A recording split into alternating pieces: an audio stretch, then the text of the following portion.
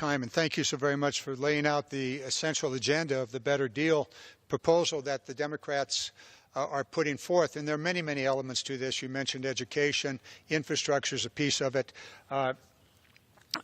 medical care, research, and so forth.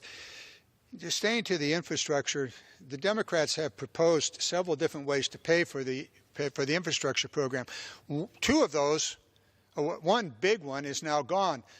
American corporations held $1 trillion, I think almost $2 trillion of profits offshore. In the tax bill, that money cannot be retrieved. It is going into the coffers of the corporations if they bring it back to the United States with a very small tax. One of the proposals brought forward by the Democrats was to repatriate, bring that money back to the United States, and use it to support infrastructure, and to use it to pay for immediate bonds that we could then sell those bonds, use that money for infrastructure investment. That, of course, is gone as a result of the tax bill. There's another proposal that really, I think, dovetails with the extraordinary ramp up of the stock market. A lot of that has to do with transactions, billions of transactions every day. A small fee, less than 1/100th of a penny on each transaction, would raise billions of dollars and go directly to deal with what is a problem in the stock market, and that is computerized gambling that goes on in the stock market.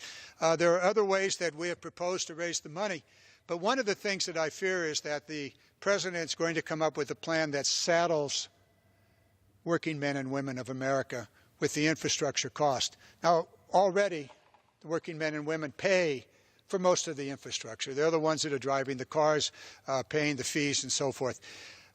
This we have to tackle. We need to do it in a bipartisan way, as you suggest, but we ought to do it in a way that tries to claw back as much of that unnecessary wealth that has been transferred to the super wealthy. I think that's exactly right. And your concerns and your suspicions are well founded based upon the approach that was taken by this Congress on the other side of the aisle in connection with the tax bill. So the individual tax cuts, to the extent that there are any, that will be felt by the American people, are modest. The corporate tax cuts are massive. The individual tax cuts are temporary. The corporate tax cuts are permanent. The ability of individuals to take a state and local tax deduction has been decimated. The ability of corporations to use the state and local tax deduction on their corporate tax returns is untouched. The moving expense deduction for individuals has been eliminated.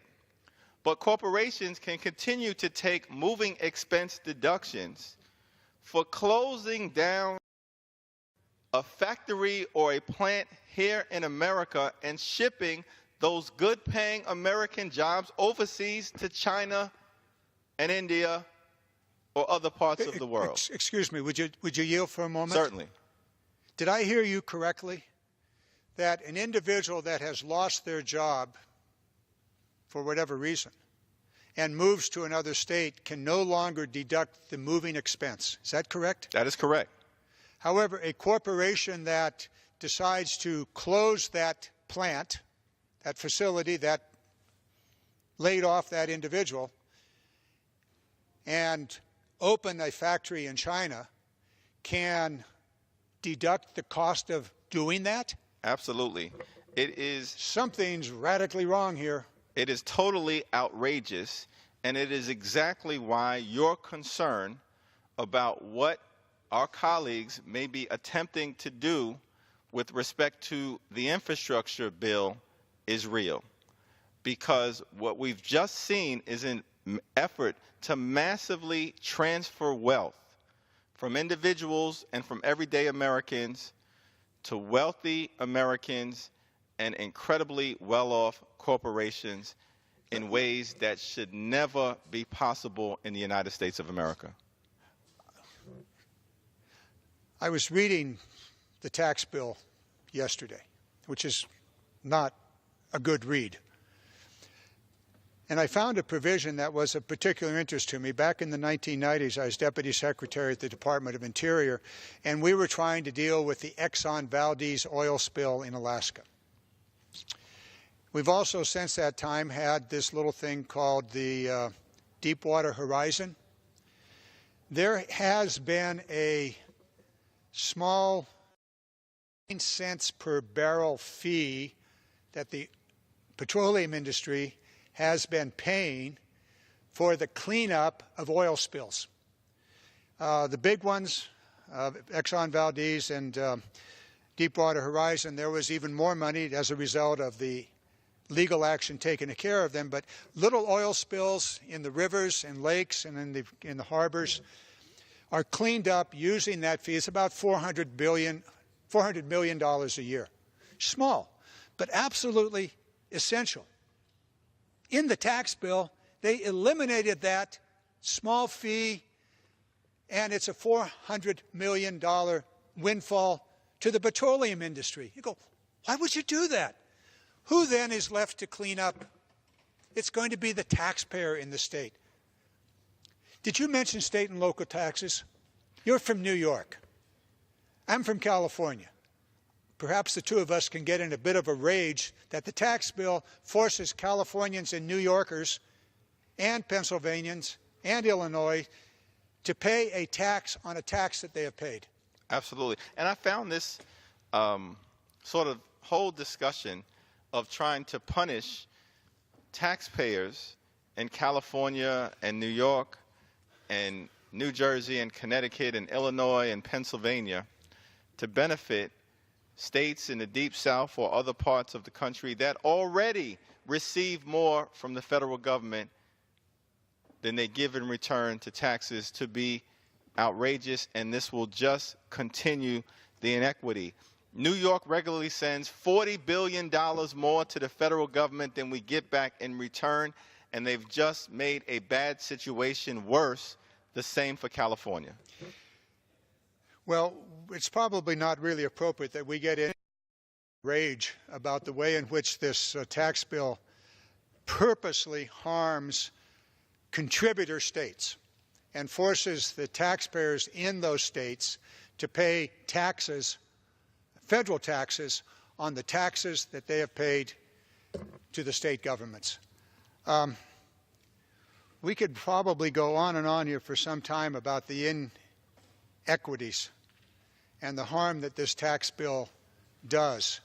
And we certainly should. We should probably come back tomorrow and every day thereafter and tell the American people what has happened to them as a result of this tax scam. In doing so, I really want to thank you and your two colleagues for developing within the Democratic caucus a set of proposals, legislative proposals, policy changes that will give the American public a better deal. We can juxtaposition that against the tax bill, which is a raw deal for the American working family. But you've developed a better deal, and in the process of the days ahead, I would love to join you and your colleagues, not only juxtapositioning the tax bill against the proposal that is beneficial to working men and women in America. So perhaps we can do that, and if you'd like to wrap up, I will follow you with a wrap-up, and then I see my Republican colleagues are here to tell their side of the story. Well, I look forward to continuing to work together, to your advocacy. We will dissect this tax bill for the American people, continue to discuss it, expose its fraudulent nature, and also lay out in clear terms the better deal that we're offering, focused on better jobs, better wages, and a better future. Well, I want to thank you, Mr. Hakeem, Mr. Cicilline, and Ms. Bustos for developing the Better Deal program for our caucus. And with that, I'm